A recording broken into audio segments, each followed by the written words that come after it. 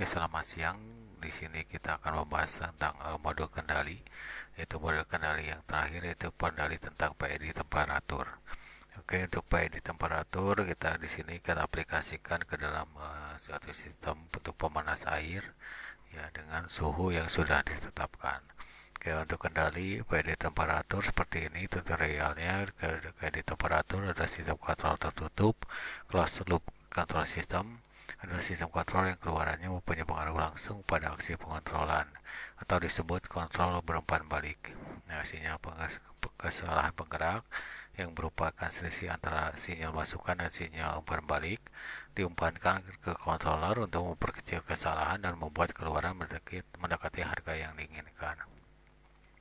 Untuk praktikum kita menggunakan sistemnya seperti ini. Ini adalah suatu wadah yang berisi air.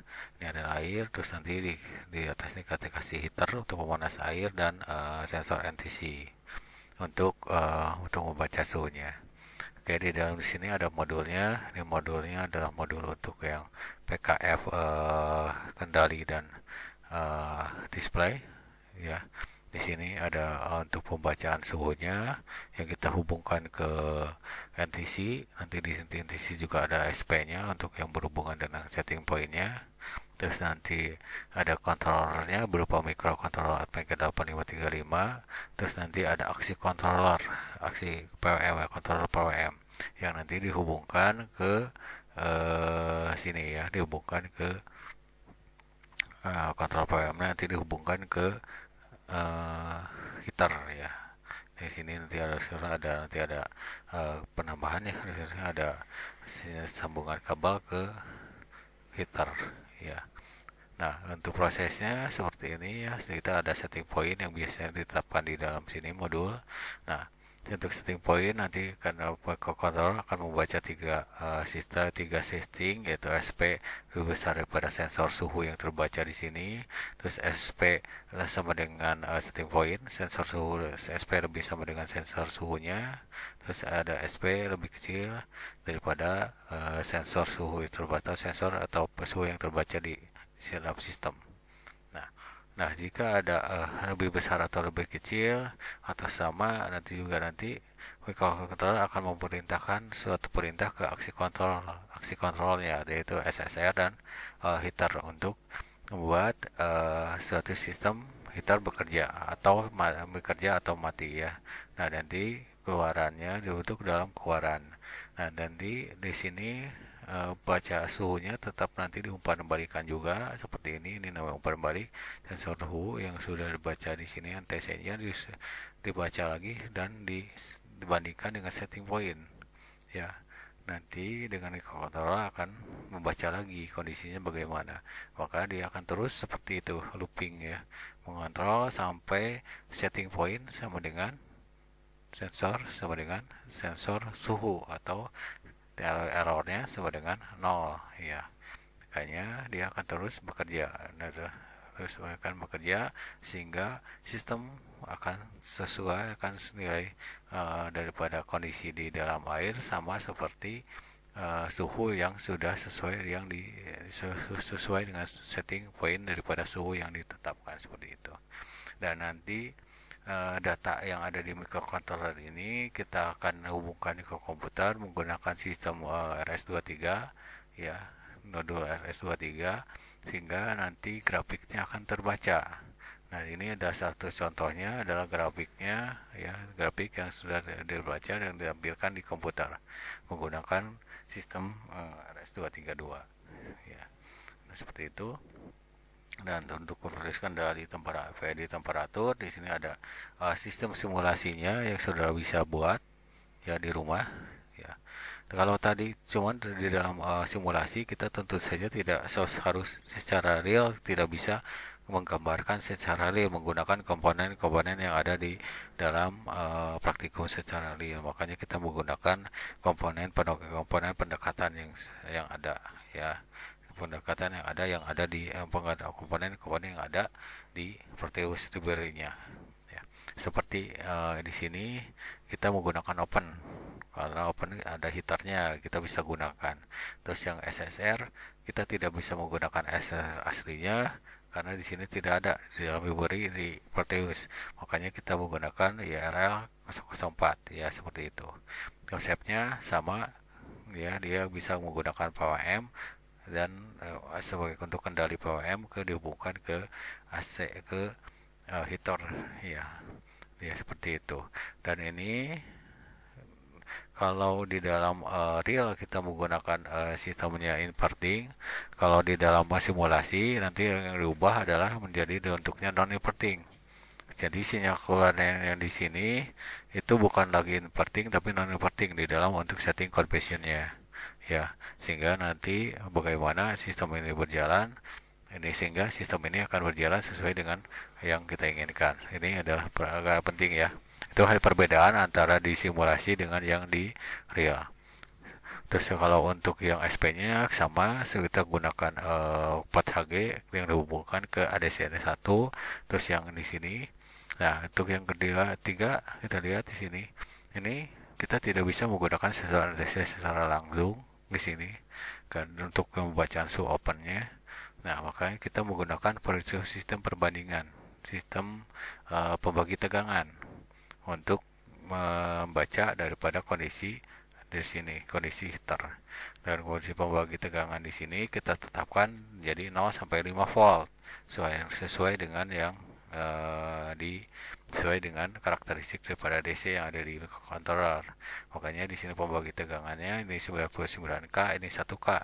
Dengan di dalam opennya tersebut, di open di sini, setting open di sini ada beberapa hal yang harus diubah advanced propertiesnya, yaitu heater time constantnya menjadi 6, open time constantnya jadi 10, terus temperatur coefficient volt pada derajat Celciusnya udah di 0,1. Ini nanti sudah ubah di dalam simulasinya. Nah, terus nanti ini ada conversion kendalinya. Conversionnya di dalam conversion kendali di temperatur. Di sini ada beberapa hal yang harus saudara settingnya harus dibuat, yaitu ADC settingnya sudah klik, chip settingnya biasanya 12 MHz jadi menjadi 11,0592 MHz. Terus yang nanti LCD-nya seperti biasa itu kita pakai yang lainnya 16, terus kita hubungkan ke port C semua dengan bitnya 7654321. Terus nanti USAT-nya saudara juga nanti klik dengan ubah ke sistem transmitter ya. Terus nanti yang timernya juga saudara jangan lupa dibuat. Untuk timernya kita menggunakan periode 94,85 milisecond ya. Nah di sini untuk timer satunya ini adalah settingnya, clock value-nya jadi 10,8 kHz, PSPM itu modenya adalah pas PWM sama dengan topnya sama dengan 0 kali 0,3 FF. Terus nanti outnya adalah inverted. Ini untuk real ya. Kenapa untuk real ya? Kalau untuk yang nanti simulasi saudara buat ininya outnya bukan inverted tapi non inverting ya, PWM. Dengan kondisi atasnya tetap sama, dengan settingnya atas sama ya. Kenapa nanti ini kenapa nanti ada nilainya seperti ini nanti saya jelaskan ya di dalam selanjutnya. Dan ini ada listing programnya, ini ada include library-nya, terus nanti ada deklarasinya sudah buat, terus nanti ada prosedurnya. Ya, ada prosedur ya, prosedur kita sesuai dengan yang ada di dalam modul SSR yang ada di aktuator ya. Nah di sini ada tulisan integernya 40 kali 15 volt kali fase. Oke, 40,15 itu dari mana? Nanti sudah lihat daripada regresinya. Regresi ada daripada SSR-nya.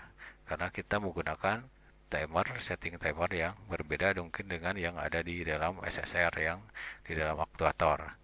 Nah, terus yang selanjutnya nanti sudah lihat ini ada program utamanya. ADC-nya read ADC 0 dan setting point-nya read ADC 1 dikalikan 0,097. Ini kenapa harus dikalikan 0,097? Karena kita lihat di sini ya, ini ada regresi, ADC dan open. Nah, seluruh air itu biasanya dia bergerak antara daripada 0 sampai 100 ya. 0 itu mungkin suhu beku dan 100 itu suhu didih. Jadi antara 0 sampai 100 derajat Celcius. Nah, Sedangkan di ADC sendiri dia nilainya terbacanya adalah 0 sampai 1024, maka kita harus pakai sistem perbandingan linearisasi. Maka 0 100 dengan 0 1024 dibuat regresinya dan dibuat nilai regresi dan lainnya sehingga ketahuan y-nya semuanya 0,097x ya.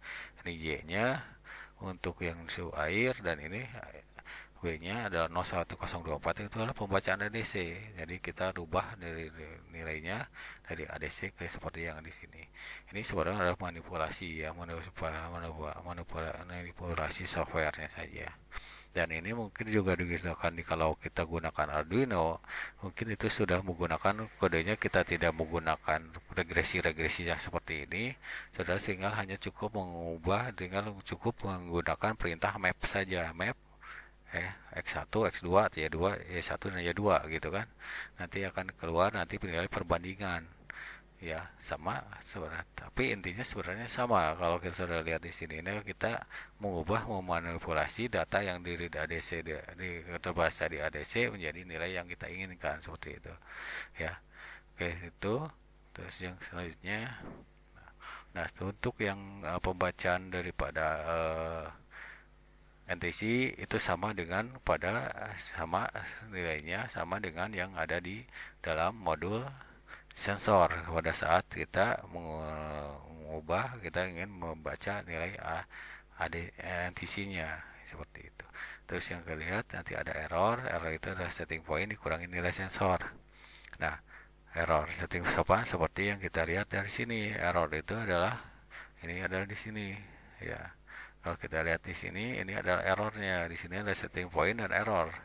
Nah, ini setting point, terus ini keluarannya terbaca oleh sensor suhu menjadi T-nya nilai sensornya. Terus nanti kita bandingkan error jadi nilai error.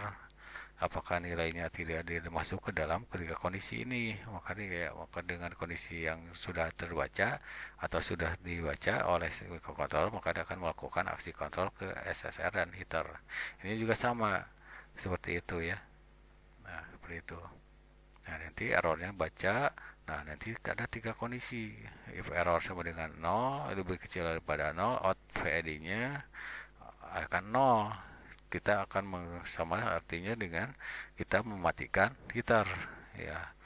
Terus ya kalau CPM-nya lebih besar daripada 4, nah 4 ada nilai 4, maka out PID-nya 255. Kenapa 255? Kalau sama artinya kalau kita ini menyalakan langsung heater ke jalur AC atau kita colokkan ke listrik.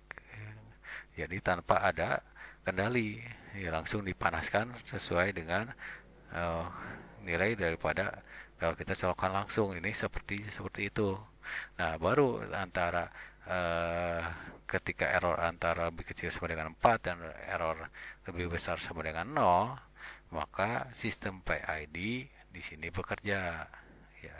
Jadi pada saat kondisi lebih besar dari errornya lebih besar dari 4, dia akan seperti kondisi heater dinyalakan langsung ke sinyal listrik ke AC 220 volt.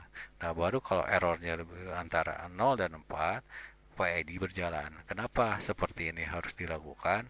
Karena kalau kita menggunakan sistemnya ini langsung tanpa ada kondisi-kondisi yang kita lainkan, kondisi logika yang lain kita tidak digunakan yang atas seperti ini akan time lama waktu untuk mencapai nilai harga yang diinginkan itu akan lama ya, akan lama seperti itu. Jadi akan lama. Nah, kalau sudah mulai mendekati nilai yang kita inginkan, baru kondisi PID berjalan. Ini sama seperti kita, ini kenapa seperti itu? Ya, karena kita kan tahu bahwa kita untuk memanaskan seperti itu ya, untuk memanaskan air, ya kita harus panaskan dulu airnya sampai mendekati nilai akhir, nilai yang diinginkan, baru kita lakukan kontrolnya. Nah, sama seperti kalau itu bedanya adalah kalau kita gunakan kondisinya kendali on off, On off adalah cuma dia ada histeresis ya, sistemnya histeresis. Jadi kondisi ada plus minus. Jadi kalau misalnya setting pointnya kita 50, dia kondisinya pada saat 51, dia kondisi on off itu pada misalnya pada saat terbaca 51, heater mati. Nah, pada saat suhu terbaca pas 9, masalah plus minus 1, heater nyala. Nah, itu akan bekerja bolak-balik seperti itu kalau kondisinya on off. Nah, berbeda dengan yang kalau kita pakai sistem PID, itu sistem PID ini nantinya kita menggunakan sistem PLM ya. Untuk kelebihannya PLM bagaimana? Nantinya saudara bisa baca juga dari sumber-sumber yang lain di internet, atau tanya ke dosen atau tanya ke asisten. Oke, kelebihan untuk sistem PLM ini dibanding dengan sistem yang on off ya. Nah, seperti itu. Oke, nanti setelah data-data ini sudah diperoleh, nanti saudara nanti datanya kita tampilkan ke dalam LCD dengan menggunakan perintah sprintf ya. 0,0 ini kenapa itu untuk integer ya, untuk misalnya nanti kalau tidak ada koma, kalau 0,1 berarti itu ada koma 0,1 seperti itu ya. Ini semua. Terus nanti ada kondisi terakhir adalah printf. Nah, ini kondisi kita ingin mentransmisikan data yang ada di dalam mentransmisikan nilai data, nilai sensor dan setting point ke sistem USART. Artinya kita kirim ke komputer dengan menggunakan kabel USB to RS23 ya, TTL ya, sehingga nanti kita bisa ditampilkan di dalam grafik. Nah, apa itu? Ini fiturnya adalah kita ini seperti ini. Untuk yang kabel RS23 itu USB itu RS23-nya. Seperti ini ininya bentuknya. Ini adalah seperti ini ya. Ini sebenarnya di dalamnya ada kode, ada IC-nya. Saya nggak tahu ini apakah ini pakai menggunakan MAX 232 atau pakai sistem FTDI ya, atau IC FTDI. Saya belum bisa baca, saudara nanti baca aja di dalam datasheetnya. Cuman tapi kondisinya terakhirnya dia menggunakan sistem RS232 protokolnya ya, untuk komunikasi antara mikro dengan yang di komputernya ya. Dan ini dibentuk dalam bentuk kabelnya seperti ini. Ini ada yang ada di yang ada tertanam di mikro, dan ini sambungan ke komputernya ya, seperti itu. Dan ini nanti di dalam komputer nanti ada suatu software ya, seperti ini, software untuk menampilkan data yang diperoleh di dalam di dalam proses di sini, proses kendalinya. Nah, kita tampilkan grafiknya seperti bagaimana. Ini adalah contoh daripada software yang digunakannya. Oke, untuk yang softwarenya. Nah, ini adalah salah satu contoh yang dibuat adalah untuk melihat bagaimana saudara nanti bisa buat di rumah. Ini adalah kondisi contoh suatu listing program atau kode ya, untuk mentransmisikan data yang di microcontroller, pembacaan di microcontroller ke komputer menggunakan kabel S232 ya. Nah, di sini ada settingnya, kita pakai setting clock settingnya, terus nanti kita pakai ADC-nya jalankan, terus nanti LCD-nya kita juga jalankan dengan kondisinya sama seperti biasa 76542321 di port C. Terus nanti ada USART-nya kita setting ke transmitter, artinya dari mikro datanya dikeluarkan ke komputer. Dan ini ada listing programnya ya, ini deklarasi, ini ada inisialisasinya, terus ini program utamanya. Nah, program utamanya yang salah satu yang harus kita lihat adalah contohnya apa. Ini kita menggunakan printf. Printf adalah suatu perintah untuk yang ada di dalam convention atau di dalam perintah C ya, bahasa C, untuk mengirimkan data dari data yang ada di microcontroller dikeluarkan menggunakan kabel, menggunakan transmisi RS232 ke komputer. Nah, Terus nanti saudara lihat yang paling penting juga adalah kondisinya. Biasanya ada beberapa hal atau beberapa hal saudara lihat nilai daripada UBRL-nya ya. UBRL-nya setelah sudah di-compile ini, setelah programnya sudah buat seperti ini, terus saudara compile, sudah compile, terus saudara build. Nanti biasanya sudah lihat dulu hasilnya apa di dalam setting usernya. Nah, kalau dia 4D, ini harus diubah karena nilai di sana kalau kita menggunakan UBRL 4D atau dia nilai lain selain 47, nilai nanti transmisinya akan korup. Data yang akan ditampilkan ke komputer, datanya akan korup ya, sehingga bukan lagi terbaca nilai yang ada di nilai daripada berbeda dengan nilai yang ada di LCD ya, atau di LCD. Nah, seperti harus diubah dari ke nilai 0 kali 47 kalau di sininya URL-nya berbeda ya dengan ini. Kalau nilainya tetap sama setelah di-compile, setelah di-build, di URL-nya 0 kali 47 itu nggak usah diubah apa-apa, berarti nilainya sudah bagus, sudah benar ya untuk ininya. Nah, di sini ada program apa ini? Ada software. Stratum itu software untuk apa? Ini software untuk kita melihat untuk mengecek apakah RS-23 sistem transmisi RS-23 jalan atau tidak ya, antara mikro ke komputer.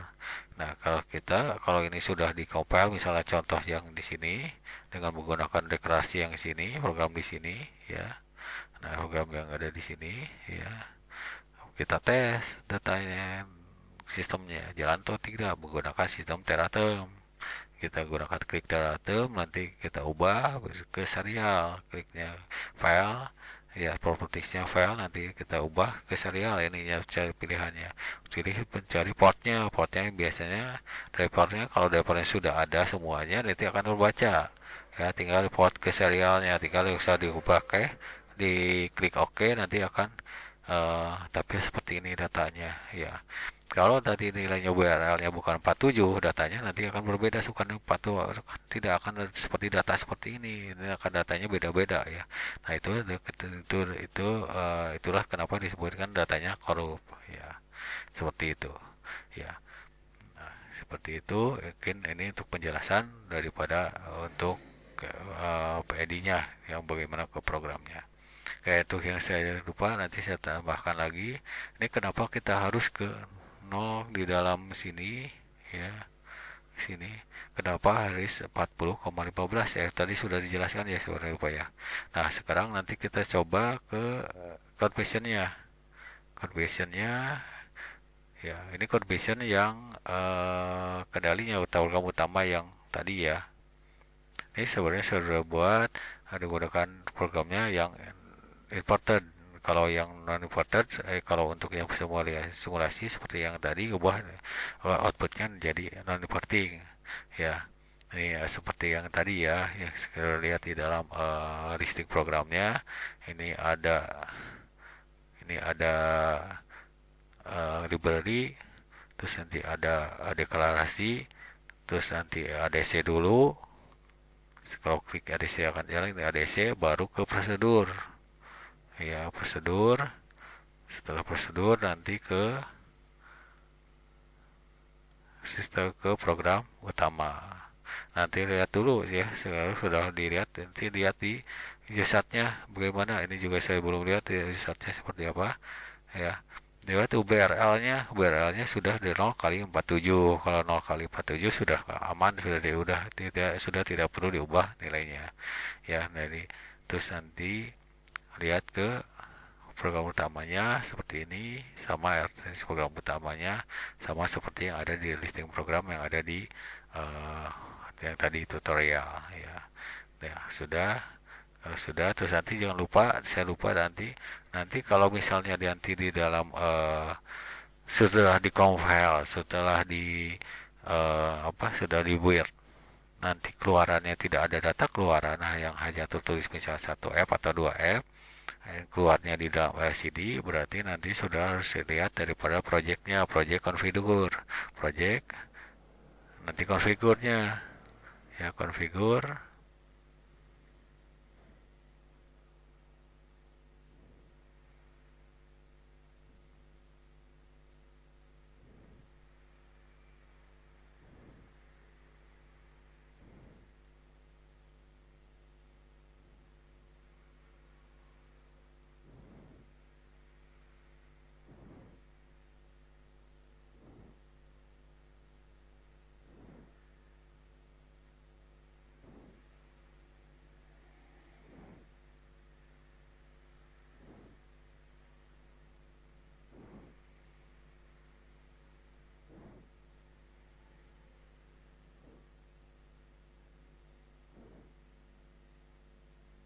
Oke, untuk versi konfigurnya sudah ada, tinggal lihat cek compilernya.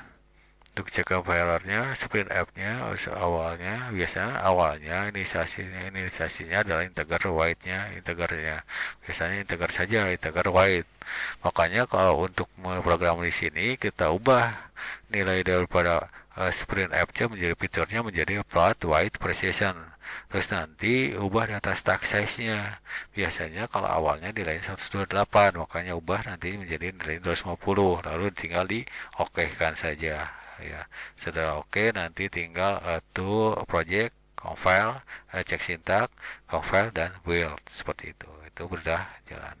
Kalau tidak ada masalah cek sintaknya ada, kalau tidak ada kurang data atau kurang salah error sintak, biasanya dia akan tidak ada warning seperti itu. Oke, oke.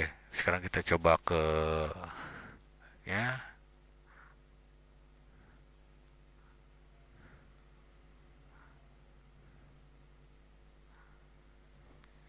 ya. Ke selanjutnya, untuk selanjutnya kita lihat yang coba by isunya. Ini adalah simulasi yang saya sudah buat.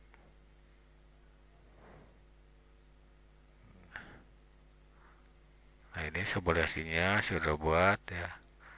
Tinggal saudara nanti kita lihat bagaimana nilainya. Kita jalankan. Ini adalah simulasi dengan metode yang programnya sama seperti yang ada di dalam tutorial. Namun untuk timer keluarannya saya ubah menjadi non penting ya. Untuk timernya.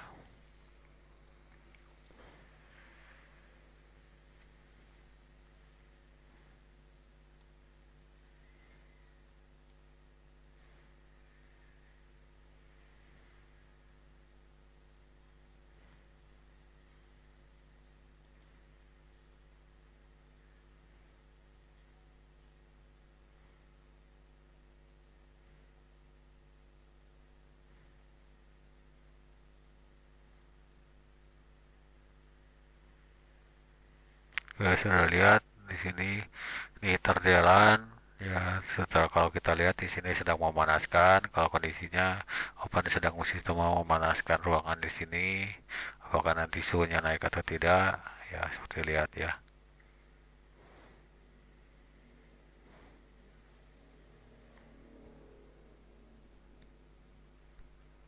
Oke, nanti suhunya ini sudah mulai naik. Nah, ini agak lambat ya karena sistem CPU-nya mungkin kurang cepat ya. Kalau untuk di laptop saya, jadi kurang CPU-nya kurang gede, atau RAM-nya kurang gede ya. Jadi agak lambat kalau saya menggunakan program banyak-banyak, apalagi dengan menggunakan program yang satu lagi ini ya. Jadi kita lihat dia akan terus bergerak, suhu yang ada di sini ya 3, nanti ke berapa ya.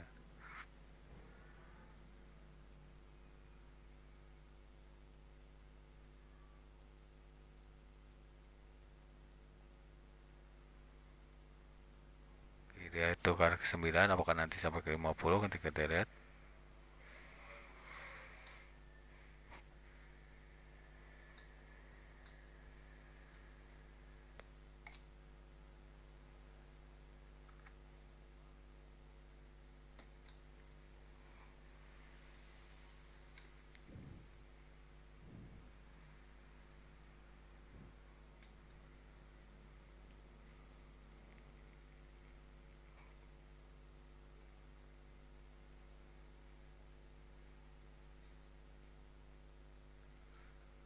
terus suhu akan terus naik ya dari apakah dia akan mendekati SP.